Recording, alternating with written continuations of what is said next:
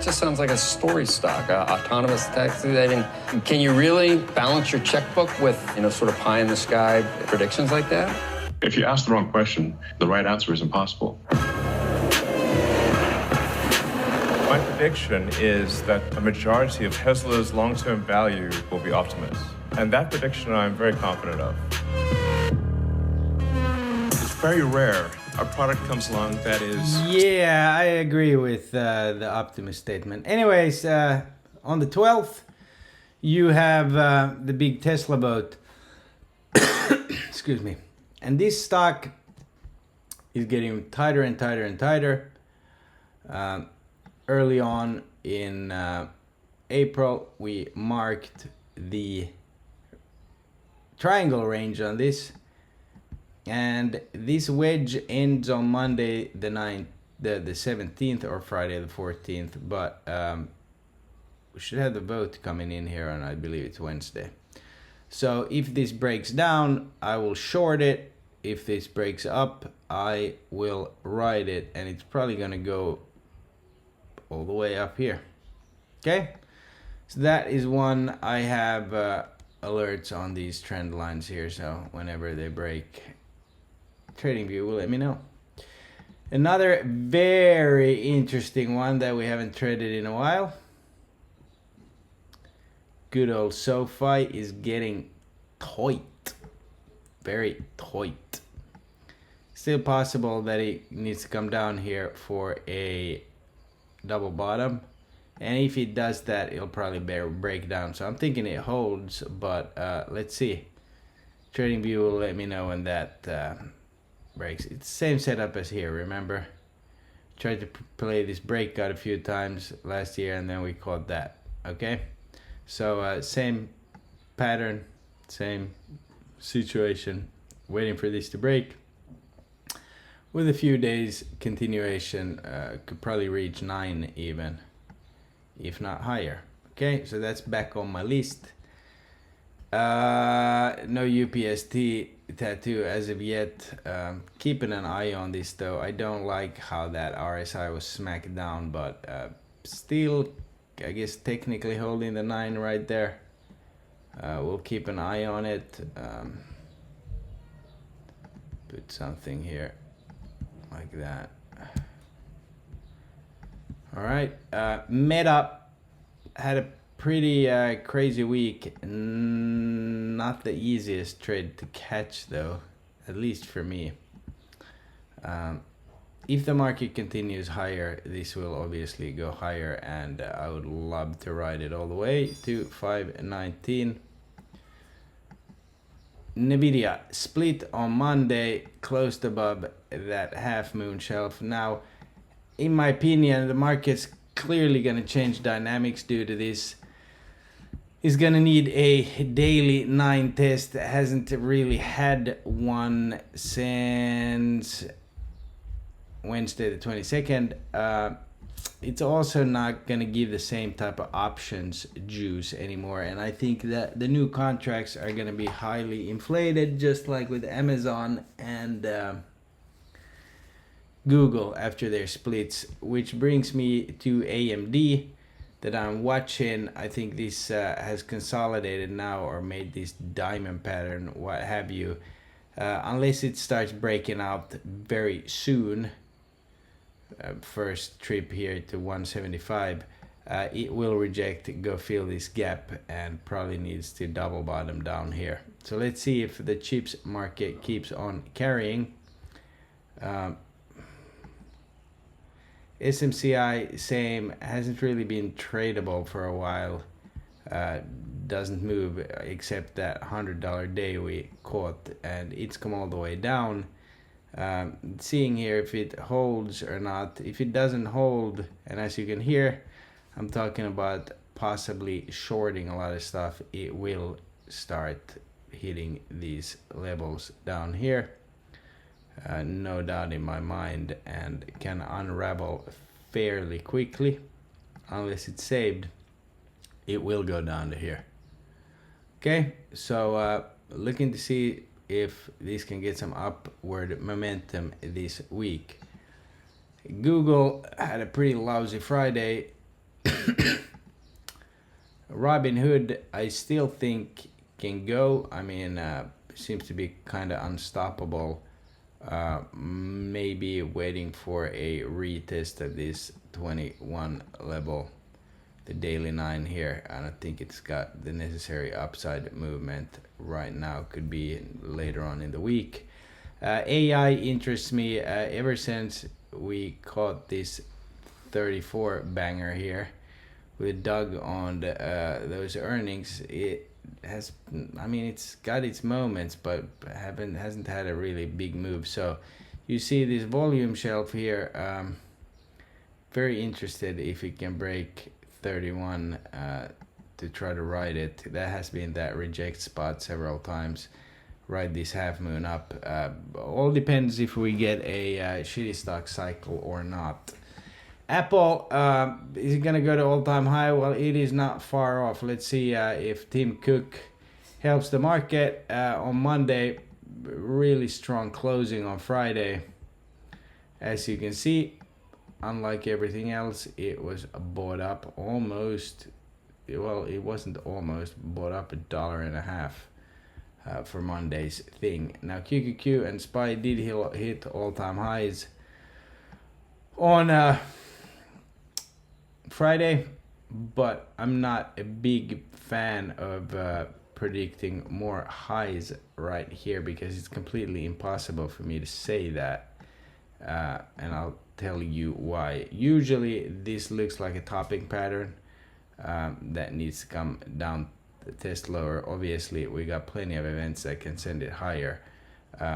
However, I'm looking for a test of the daily 9 here at some point this week. I'd be surprised if we don't get it. I also have a ghost candle down to the daily 21, so keep that in mind if you're ultra bullish. There could be some big volatile moves this week, and if you're new, please stay light and tight. Not only do we have the split on Monday, we got the Apple event. Okay, so that on its own is going to change market dynamics. Tuesday is kind of a bogus day. I probably will just be in and out on Tuesday, except the 10-year note auction is the big thing, so I'll be on for that. Why? Because last week, I don't know why, but last week was rough mentally and physically, even though we did great. Still feel drained, also been pretty sick. But anyways, Wednesday, gonna be observing data into close. PCE, I mean CPI is slated to come in the same. So if it comes cool, we go higher. If it comes in hot, we sell. But we've also lately been bought up on them. It's all about how much they cook them. And I think the clue here lies in the inflation rate month over month. That is projected to come in cold. So if it's in line, I think we go. Then same day, which is very rare. They're never on the same day. So this is complete market fuckery. And it's going to be a really tough, tough to guess the move, tough to react. It's going to be wild. Last FOMC, we saw an $8 SPY candle that got reversed 5 minutes later. So if both moves are a one-directional move, that's how you get to 550. Without it, top could be in for a few months and let the chop commence, and the market's got to digest and this and that. So you got CPI Wednesday pre-market, FOMC end of day, gonna be pretty wild. Then you got PPI Thursday. Fed speakers are back after that, and Friday you got Michigan. So it's all about Wednesday, and that's gonna be the move this week. The rest is probably gonna be pretty minuscule chop. So during those chop periods, we'll be looking for hammer candles to the upside and to the downside. Okay. The Dixie and the 10-year yield had a pretty strong bounce on Friday across the all day. So that's a little bit alarming. And not only that, but the petrodollar agreement ends on Sunday, which is terrible for the petrodollar, which the US has been riding since the early 1970s. Okay, hence my statement about the oil not being the same anymore, yada yada yada, and how they were caught with their pants down regarding BRICS, and they're all going to say, no, we're going to deal oil in our digital currency. So that's happening, even though people gave me flack when I said Saudi Arabia is about to do exactly that and not be the US best friend. So there you go. Geopolitical bogus, baby. All right, we got another thing that suggests market is going to come down is this VIX here. Remember when everybody was saying market was going to crash about a week ago, and I said no, because the VIX market can't crash with the VIX close to 15. Situation is different. You literally need a big decline in either the 10-year yield or the dollar to pump this market, which is obviously possible. The VIX is pretty low. Can it go lower? Yeah, but even if you bring this to 11 or 10, the market's not on that only going to get to very much higher. Okay, that's why, you know, this is also very alarming that you get a stick like that, and it is a backtest of the daily MAs. So if this gets slapped down hard now, the market rallies. Okay, so very tricky situation. Gotta keep, I'd say, 95% cash overnight. If we can nail some lottos on Wednesday on CPI, fantastic, and then we play the reaction on FOMC. And it doesn't matter if anyone asks me what I think they'll do, because what I think they'll do versus what the price action is going to be probably two different things. Okay, or not. Now, very interesting setup here. Oh, quickly before I forget, when I still speak of SPY, this is US 500. Kind of have a similar setup here in December, January, where then everybody thought that's it. Remember, we had reached 474, and then we actually legged up. Okay, kind of a similar setup here if you look at the TTM and the STO and the RSI and the MACD especially. Here, if you look at the MACD and here, we can go higher. Obviously, we did reach the top of the monthly range, which is that, I believe. Let me double check here. So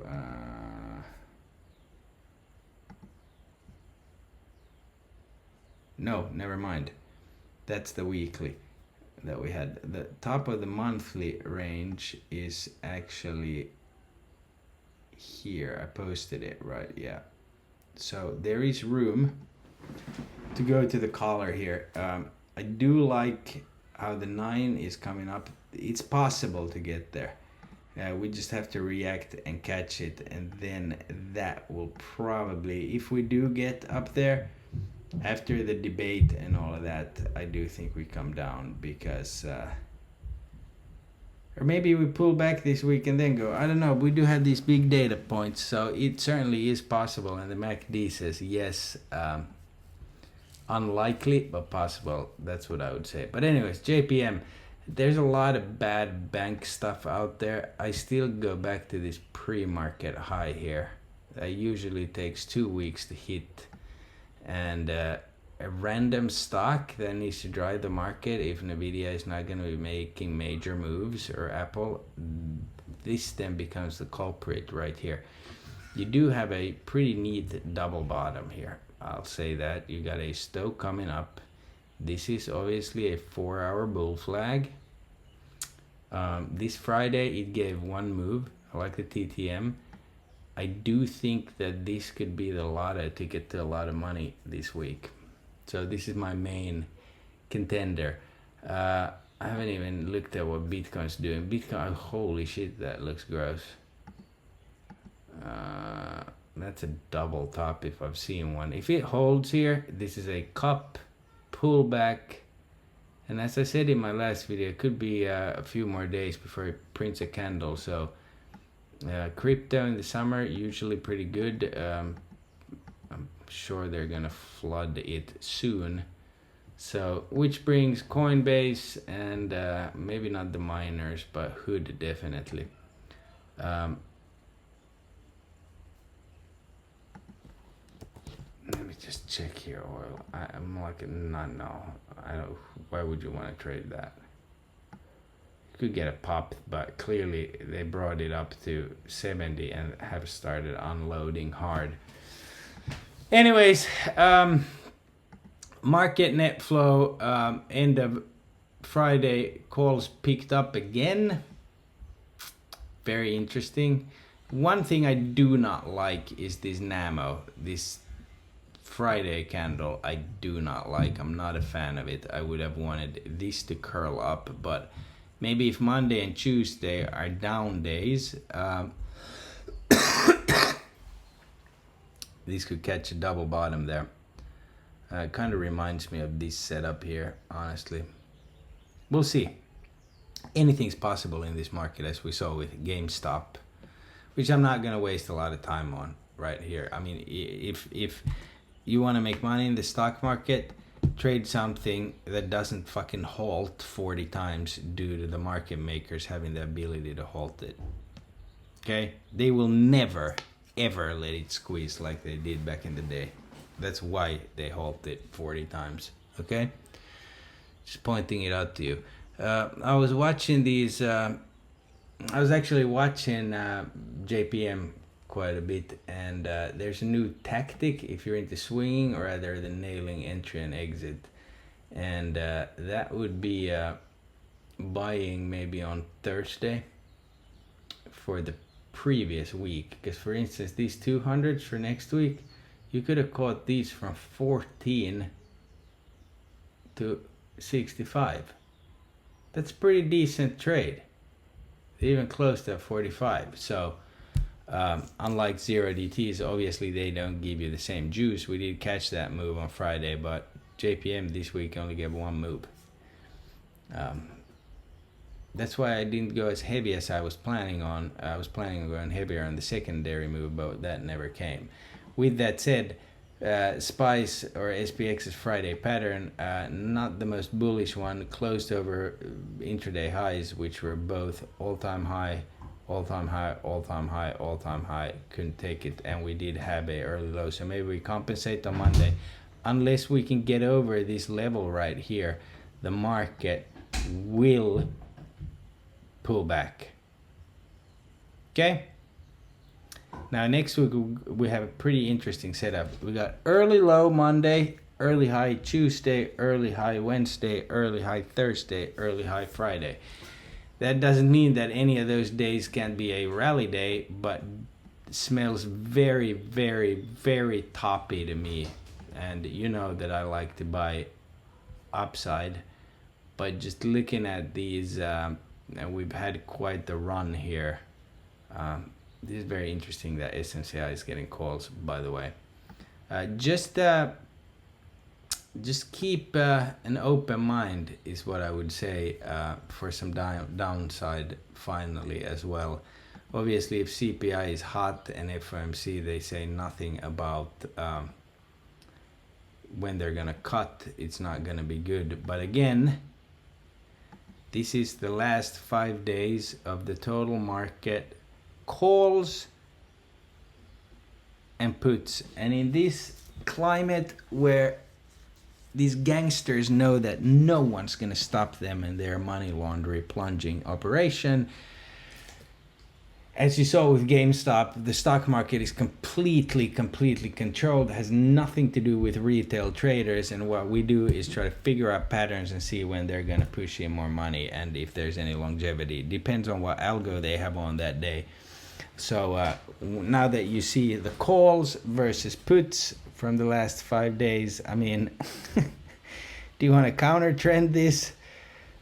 You can catch some nice dips on this, and that's kind of what I want is if we could get some dips down to here. Let's say CPI is the first move is down, we buy it and we fly the rest of the day on FOMC, something like that. You know, this box we have here, this is a pretty well tested area and good support. Okay, so at the same time, there is a record number of stocks at all-time lows across the board, with just a few that has pumped this market. So is there going to be a rotation? That would be great. I mean, if you look at the SPY dark pool, they sold the dark pool on this whole run up. Then we had that, you know, remember, the world's dying again. And then they bought it up, pop, and they've been accumulating SPY. At the same time, they have been selling tech, because this is what I mean, like rotation into something. Banks are holding pretty steady. The flow, as I showed you on the other chart, is still to the high heavens. Tesla, I think that has to be a print rather than a ghost candle, but we're about to find out soon if that is a... I mean, there's ghost candles to the downside, so maybe Tesla is a short. I mean, he wants $56 billion. So I don't know if that's gonna be good or not. At the same time, Apple has been chugging and chugging and chugging all on flow. It's a very, very interesting setup going into this week. But I'll be there, obviously. I just showed you what I'll be looking at. I'm not even gonna comment on the news. I feel overwhelmed when I open Twitter because of so much fucking yogurt all across the board. It's getting pretty wild. Or is it? Can it get wilder? You know it. But again, hammer candles, that's what I'll be looking for on the 5 minute to try to catch some. And I might call out plays. I don't know. I'm trying to take less plays this week and just continue getting in a habit of grabbing, you know, 100% trade every day, pretty much, because I take so many that I kind of want to start sizing up but trading less, since it's summertime, you know what I mean? Anyways, guys, if you have any questions, DM me. Don't talk to any spam bots. If you're new, I never DM anyone, but you can direct message me, find me in the chat, send me a message, and God bless, and I'll see you bright and early on Monday.